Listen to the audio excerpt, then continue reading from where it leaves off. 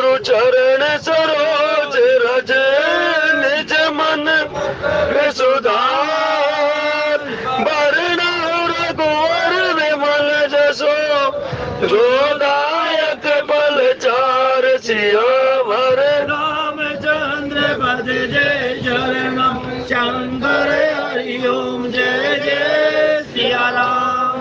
बोलिए शंकर भगवान की जय हो। आदरणीय प्रभु प्रेमियों, सर्वप्रथम जैसा कि संतों का आदेश हुआ, विगत 8 तारीख को आप सबके आशीर्वाद से और संतों की कृपा से नासिक यात्रा का सौभाग्य मिला और नासिक यात्रा के दौरान तीनों ज्योतिर्लिंग के दर्शन का सौभाग्य भी प्राप्त हुआ। और एक बात और कि इतने छोटे से टाइम में तीनों ज्योतिर्लिंग कर पाना, दिल में थी कि शायद ना हो पाए, 2 ही से संतोष करना पड़े, लेकिन संतों की, भक्तों की और आप सबके आशीर्वाद से तीनों ही ज्योतिर्लिंग के दर्शन संभव हो पाए। करीब करीब 1000 किलोमीटर तो वहां पर बस से सफर किया गया और कुछ सफर ऑटो से भी हुआ जहां पर बस नहीं जा सकती थी। तो इस प्रकार से और कुछ ऐसे स्थानों का भी महत्व पता लगा जो कि मानस में होंगे जरूर, लेकिन हमारी दृष्टि से दूर थे। चांदवाड़ के अंदर एक जगह जो कि संत कृपा से रुकने का भी सौभाग्य प्राप्त हुआ और वहां पर भोजन प्रसाद भी मिला और करीब करीब जमीन से आसपास 1000 फीट के ऊपर, पहाड़ी के ऊपर वो स्थित भोले बाबा का मंदिर, साथ में देवी का मंदिर और हनुमान जी का मंदिर। 1000 फीट के ऊपर उस महात्मा ने वहां का मातम बताया स्थान का कि औरंगजेब के टाइम में इस मंदिर को पूरी तरह से तहस नहस कर दिया गया। फिर उसके बाद आज से करीब करीब 200-225 साल पहले काशी जी से एक संत का आगमन हुआ। वो वहां पर ध्यान में बैठे थे, तभी उनको प्रेरणा हुई कि आप इस स्थान का जीर्णोद्धार कीजिए। और राम जी की कृपा से, भगवान शंकर की कृपा से उन संत के द्वारा उस स्थान का जीर्णोद्धार किया गया। और सबसे बड़ी जो विचित्र बात बताई कि 1000 फीट के ऊपर, जो कि सुन के भी आश्चर्य होता है, लेकिन जहां पर उस भगवान की प्रेरणा होती है और भगवान की कृपा हो तो वहां हर कार्य, असंभव कार्य भी संभव हो जाते हैं। वहां पर ऐसे पत्थर, पहाड़ जो कि ऊपर पहुंचाए गए, जिनको कि करीब 5-10 हाथी भी लग जाए तो भी ना उठा पाए, और वो संत द्वारा बताए गए कि वो ऑटोमेटिक ऊपर पहुंचाए गए। किसी ने कोई भी सामर्थ्य नहीं दिखाया, किसी ने कोई भी मतलब श्रम नहीं किया और वो ऑटोमेटिक ऊपर पहुंचे 1000 फीट ऊपर। तो ये संतों की बड़ी महिमा। और वहां पर जो जल का स्रोत है वो अगम्य है, जिसका कहीं से पता नहीं कि ये स्रोत कहां से है। संत जी ने ऐसा बताया कि ये राम जी की प्रेरणा से आकाशवाणी के द्वारा ही उस संत को बताया गया कि यहाँ पर आपको कोई भी चिंता करने की जरूरत नहीं, और यहाँ पर पानी का जो स्रोत है वो ऑटोमेटिक उसी पहाड़ी से निसरता है, और जो वहां पर खाना बनता है, जो भी स्नान किया गया वो उस जल से ही किया गया। करीब करीब 52-53 संत महात्मा हमारे साथ थे, करीब करीब 7 बच्चे, एक बस की पूरी सवारी, जिनको ये दर्शन का सौभाग्य प्राप्त हुआ। और भी अन्य स्थानों का सौभाग्य प्राप्त हुआ।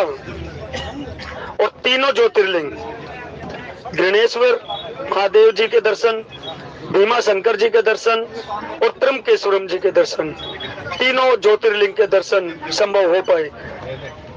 आप सभी के आशीर्वाद से ये सब असंभव सा कार्य लगने वाला संभव हो पाया। इसलिए मैं तहे दिल से आप सभी के आशीर्वाद का भी देने के लिए मैं धन्यवादी हूँ। आइए प्रसंग की ओर चलते हैं। प्रभु प्रेमियों, विगत दिनों से सती माता और भोले बाबा का प्रसंग, जो कि प्रसंग के माध्यम से दर्शाया गया कि सती माता को कैसे कैसे मोह हुआ और किस प्रकार से शंकर भगवान ने उनका त्याग किया, जो कि सती माता ने माता सीता का रूप जो बनाया भगवान की परीक्षा लेते टाइम। संक्षेप में मैं आपको थोड़ा सा पीछे ले चल रहा हूं। और उसके पश्चात सती माता को बार बार समझाने के बावजूद भी गलती पे गलती किए जा रही। एक चीज देखिए प्रभु प्रेमियों, क्या वो जगत जननी माता, क्योंकि शुरू में जब शंकर भगवान और माता सती कुंभज ऋषि के आश्रम में गए तो वहां पर जगत जननी संबोधित किया तुलसीदास जी महाराज ने। तो जो जगत जननी माता हो और जिसको भगवान शंकर का सानिध्य प्राप्त हो, तो क्या उसको भ्रम हो सकता है? इसी प्रकार जैसे कि गरुड़ जी महाराज, जिसपे साक्षात वो परमपिता परमात्मा विराजमान रहते और जिसके पंखों के चलने फड़कने से वेदों की ऋचाएं निकलती हो, उनको भी ऐसे दिखाया गया कि उनको भी संशय हुआ। लेकिन प्रभु प्रेमियों, अंतोगोत्वा ये हम जैसे जीवों के उद्धार करने के लिए, हम जैसे संसारी जीवों को पार उतारने के लिए भगवान ये सब चरित्र करके हमें समझाने की चेष्टा करते हैं कि हे कलियुगी जीव, ऐसे भी पॉसिबल है। लेकिन इनको सुन सुन के और इनको गुण गुण के और संत महात्माओं के द्वारा इन चित्रों को समझ के, पूरे चित्रण करके समझने का प्रयास करें कि जब सती माता को भ्रम होने के बाद और उनके पिता दक्ष के यहाँ जो आकाश से विमान जाते देखे और वहां पर जो पर्व मनाया जा रहा था, वहां पर सती माता को भोले शंकर जी के द्वारा मना करने के बावजूद भी वो जाती हैं। और मना करने के बाद, जाने के बाद उपहास का पात्र भी बनती है। केवल माता को छोड़कर के कोई भी ढंग से बात नहीं करता है, यहाँ तक कि बहनें, पिताजी, कोई भी उनसे ढंग से बात नहीं करते।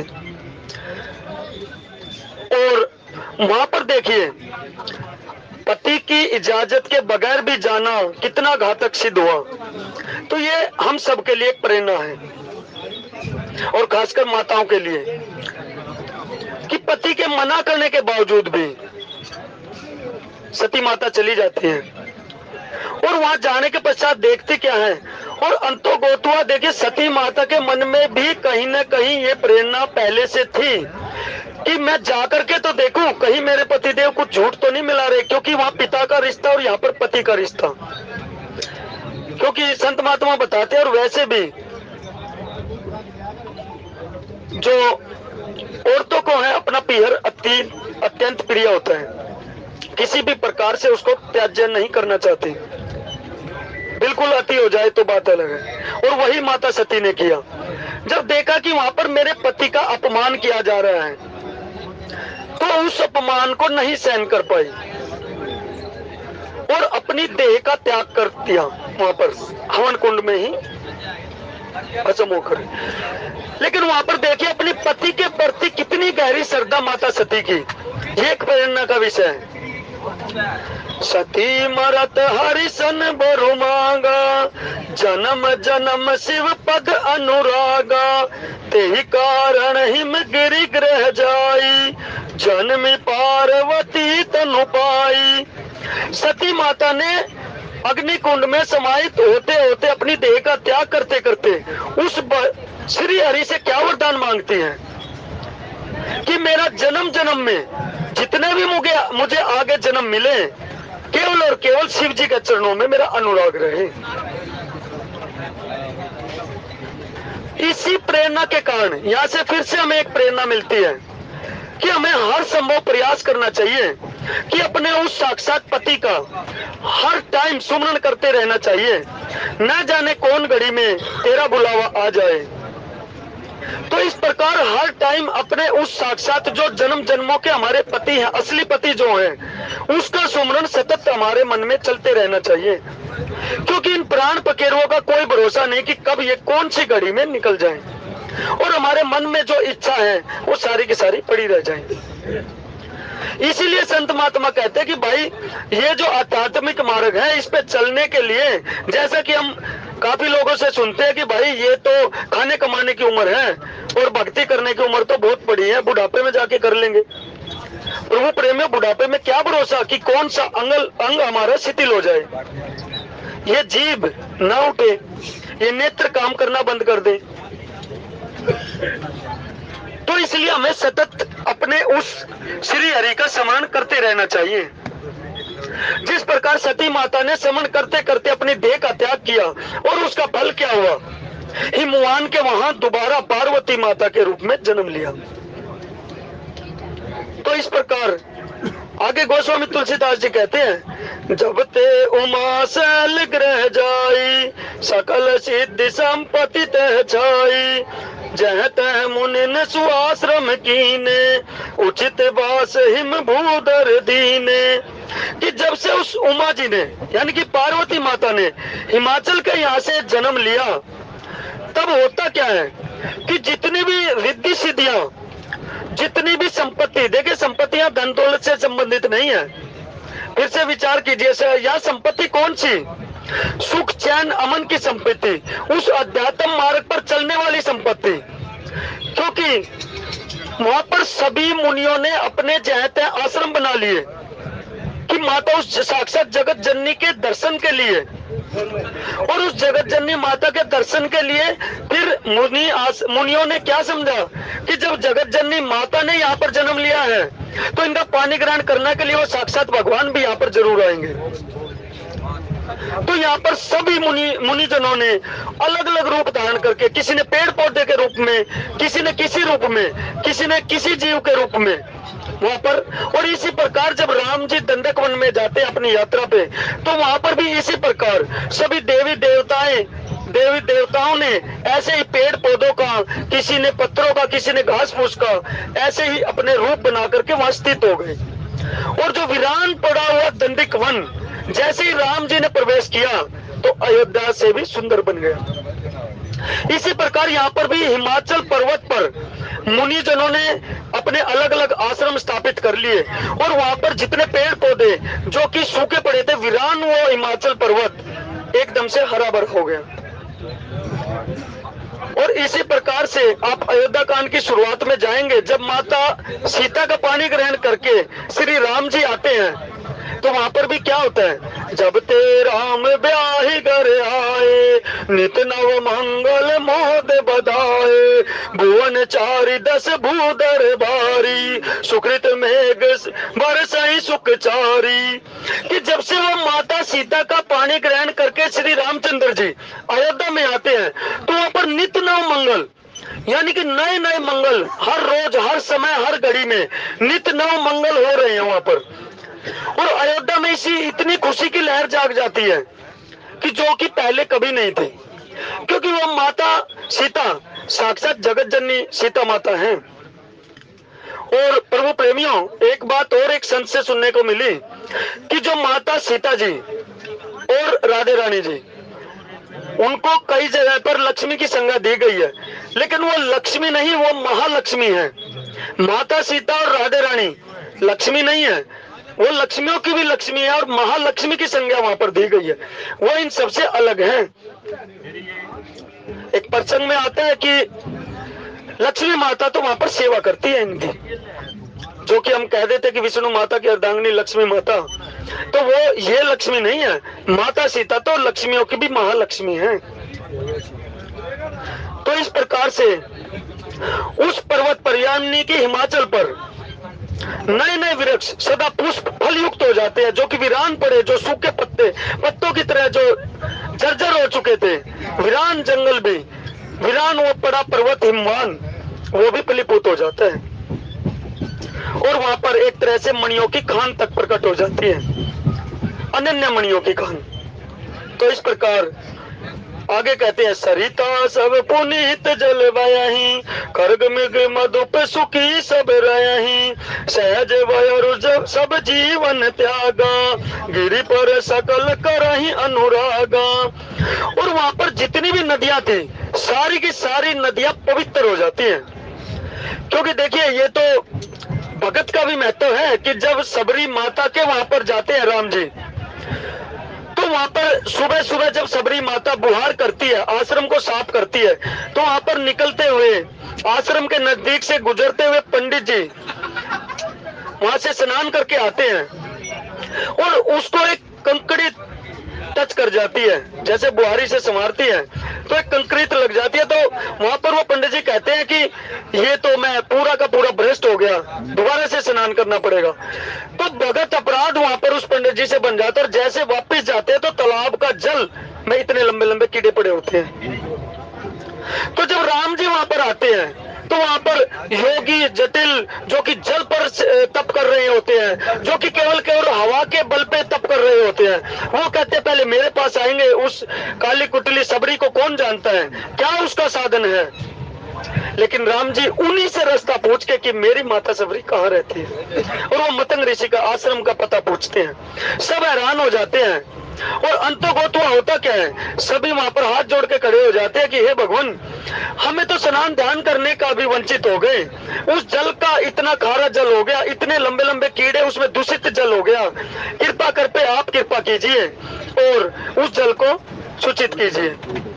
लेकिन राम जी वहां क्या कहते हैं, हे संतों, आपने जिस भगत का अपराध किया है उसी भगत से माफी मांगिए और उसी भगत की चरण रज लीजिए और वहां पर तालाब में डाल दीजिए, तो ही वो शुद्ध हो सकता है। नहीं तो भगत के अपराध किए हुए की सजा इतनी बड़ी है कि उसको मैं भी माफ करने में नाकाम हूँ। और वहां पर होता क्या, सबरी माता को जैसे ही वो संत जन उनके पास जाते, सबरी माता जंगल की ओर दौड़ जाती है, क्योंकि कि मेरा ये मुख देखेंगे और ये सारे के सारे संत महात्मा विकल हो उठेंगे कि हमें इनका मुंह देखना पड़ा। वो इस डर से कि मेरा मुख ना देखे और वो जंगल में भाग जाती है। फिर से संत महात्मा राम जी के पास आते हैं कि भगवान वो तो अंदर भाग गई जंगल के अंदर, अब हम क्या करें?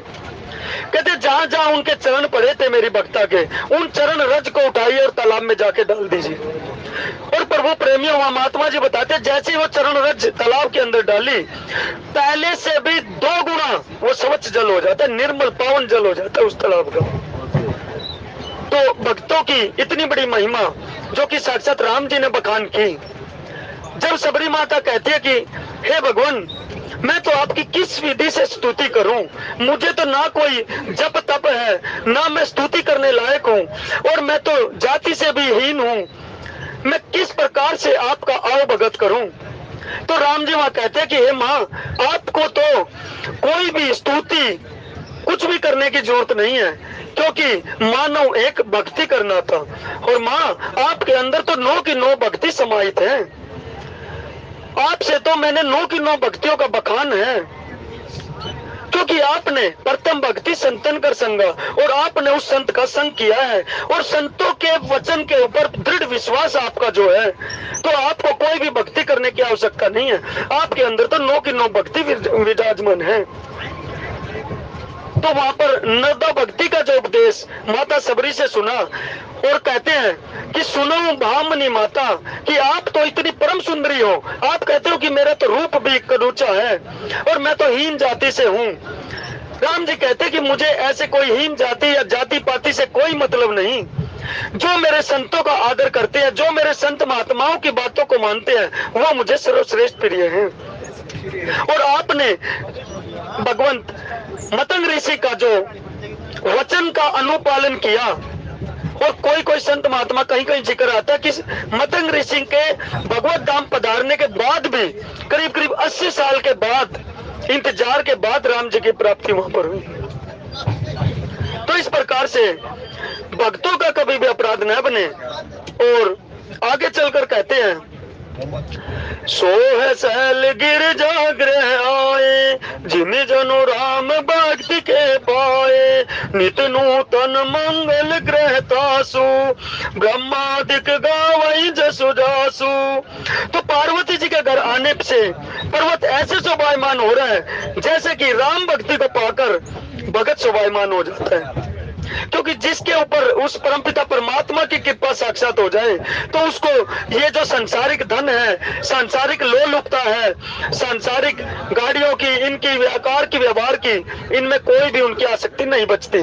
जिसके ऊपर राम भक्ति का आशीर्वाद हो, उस राम जी का साक्षात आशीर्वाद बना हो। और उसके पश्चात कहते हैं, और वहां पर ये समाचार पाकर के कि उस जगत जननी जगदम्बा माता ने वहां पर अवतार ले लिया, हिमवान के घर पे नारद जी का आगमन होता है। क्योंकि देखिए जहां पर भक्ति होती है वहां पर संतों का आगमन संभव है, वहां पर संत जाए बगैर रह ही नहीं सकते। आप कोई भी चरित्र उठा के देख लीजिए, जहां पर साक्षात उस राम जी के भगत होंगे, उस परमपिता परमात्मा के भगत होंगे, वहां पर संतों का आगमन लगा रहेगा, इसमें कोई संशय की बात नहीं।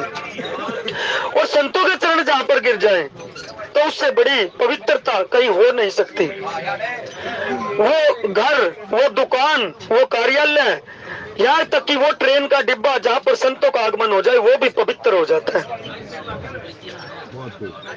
इसी प्रकार और संतों का आगमन कैसे होता है प्रभु प्रेमियों? संतों का आगमन तभी हो पाता है जब आपका अपने उस इष्ट के प्रति इतना गहरा प्रेम हो। वहां पर देखिए आप, जब परमपिता परमात्मा मथुरा में 11 साल की लीला करके और चले जाते हैं, वहां पर विरह अग्नि में कैसे कैसे तापते रहते हैं। यशोदा मैया भी यहाँ तक कि मक्खन निकालते हुए रोते रोते सोचती है कि हे नंदलाल तू कहाँ गया, मैं किसके लिए मक्खन निकालूं, किसको मैं खिलाऊं, तू आएगा। हंडिया भर भर के रखती है माता यशोदा कि तू आएगा और आकर के ये मक्खन खाएगा।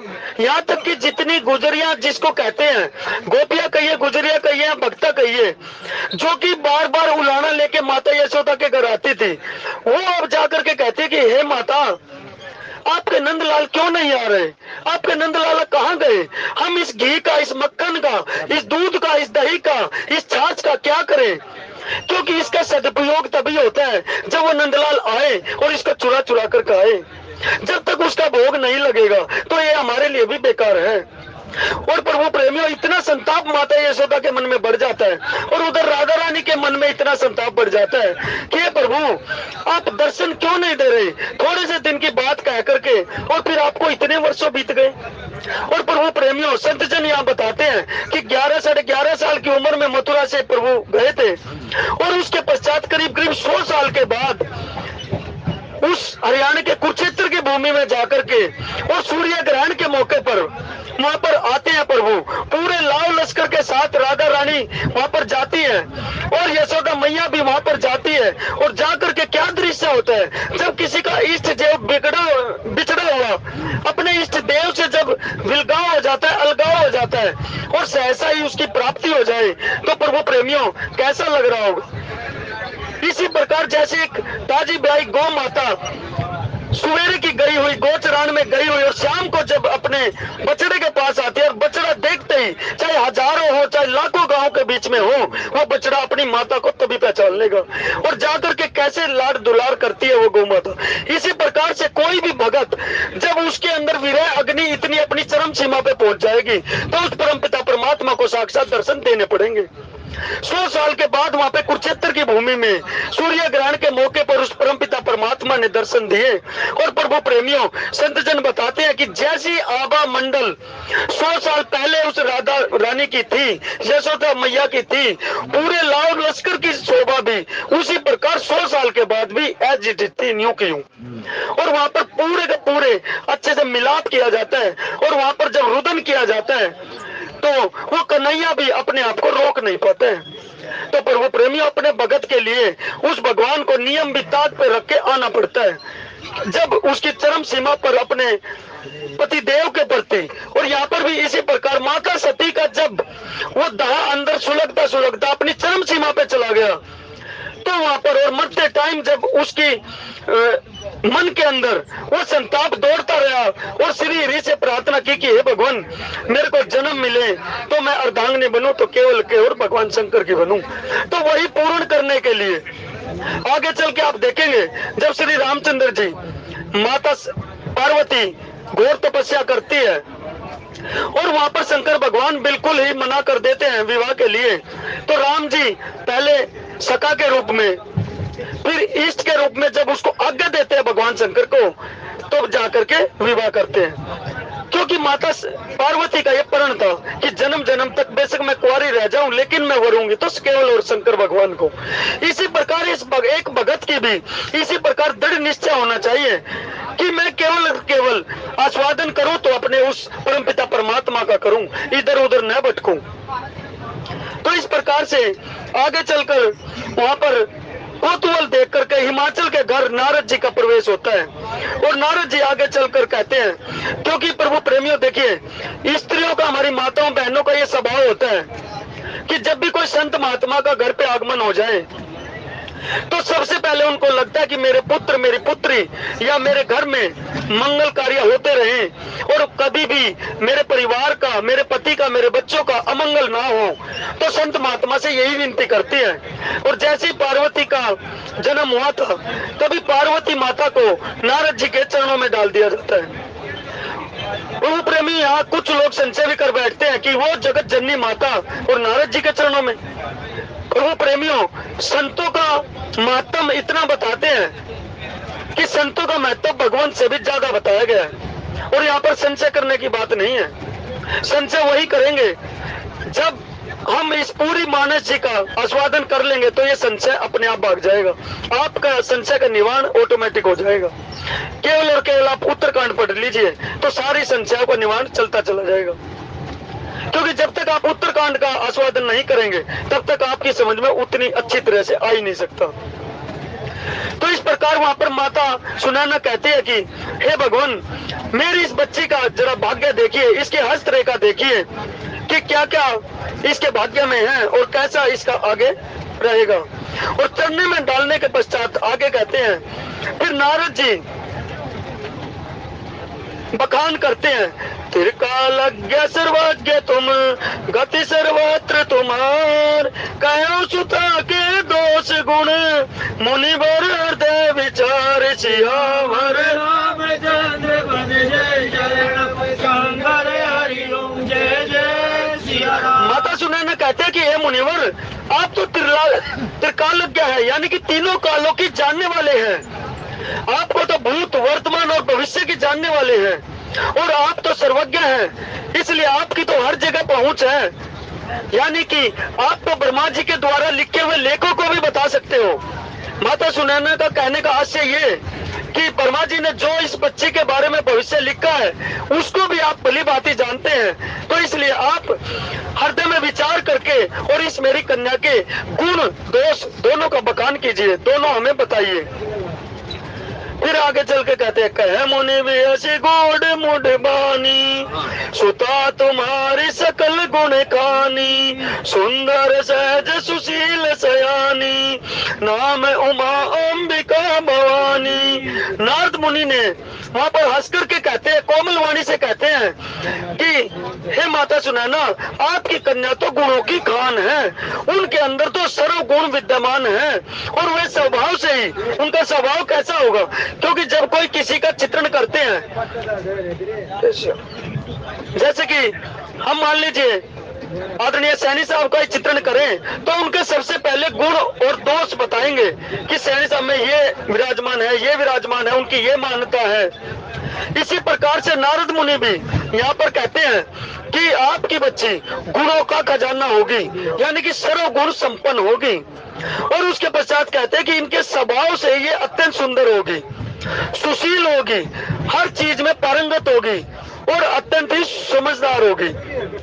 और आगे चल के देखिए, जब माता सीता वाटिका में प्रवेश करती है, यहाँ पर जो जो नारद भगवान ने यहाँ पर गुणों की खान कहा, स्वभाव से सुंदर कहा, सुशील कहा, तो ये सारे के सारे वहां पे माता सीता जी जब श्री रामचंद्र जी से भेंट होती है, एक झलक उनकी दिखती है, तो वहां पर माता सीता जी पार्वती माता की स्तुति करती है। और स्तुति में क्या कहते हैं, जय जय गिरिवर राज किशोरी, जय महेश मुख चंद चकोरी, जय गज बदन सडानन माता, जगत जननी दामिनी दुति गाता, नहीं तब आदि महादेव साना, अमित प्रभाव वेद नहीं, भव भव विभव पराभव कारिणी, विश्व विमोहनी सब बस विहारिणी, सेवत तो ही सुलभ फलचारी, वरदायनी पुरारी प्यारी,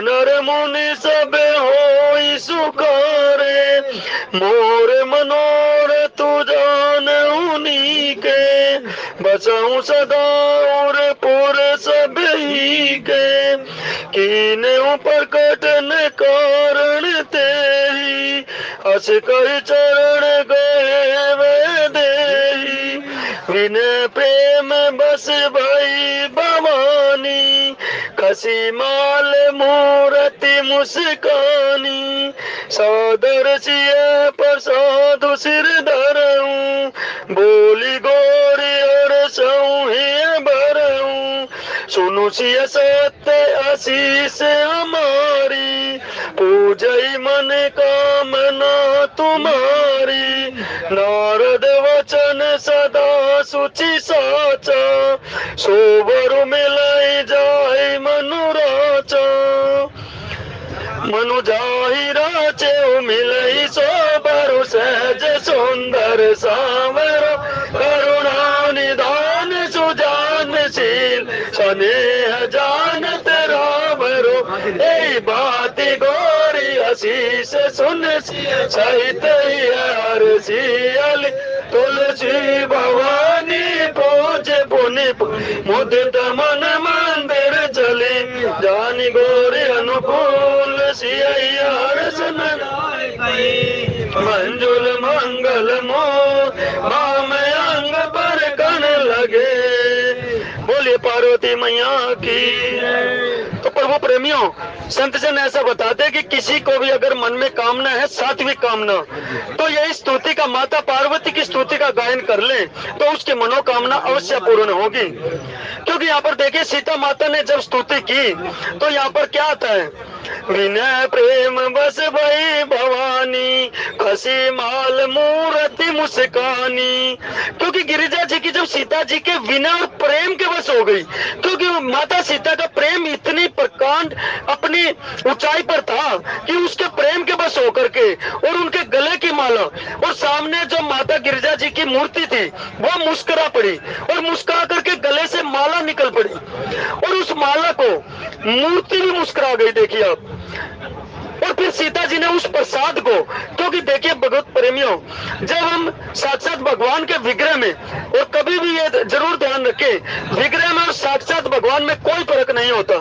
क्योंकि जो विग्रह सामने होता है वो अर्चा अवतार ही होता है, वो भगवान का साक्षात रूप होता है। उसके अंदर कभी भी संशय ना करे कि ये पत्थर की मूर्ति है, ये फलाने की मूर्ति है। क्योंकि जब आपके भाव प्रकट होंगे तो साक्षात मूर्ति भी बोल पड़ती है। ये प्रमाण है मानस जी में।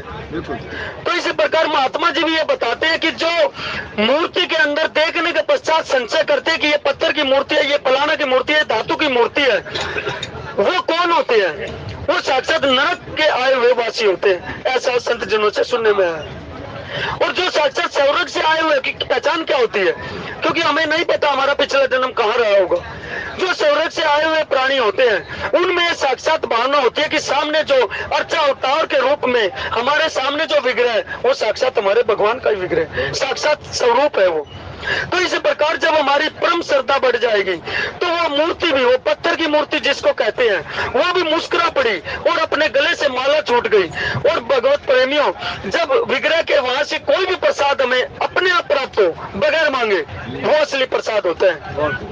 बेशक से पंडित जी वहां बैठे विराजमान पंडित जी कुछ दे या ना दे, आपको प्रसाद स्वरूप जब आप प्रगाढ़ निष्ठा के साथ उस विग्रह के सामने खड़े होंगे तो प्रसाद स्वयं आपकी झोली में आएगा।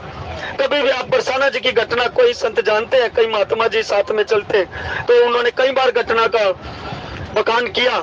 साक्षात बिहारी जी के मंदिर में भी ये कई बार घटना घटी कि हाथ जोड़कर केवल और केवल अपने परमपिता परमात्मा को निहारते रहिए, नीचे से ऊपर, ऊपर से नीचे, केवल और केवल उस साक्षात मूर्ति को अपने अंदर बचा लीजिए, आपको प्रसाद वही है।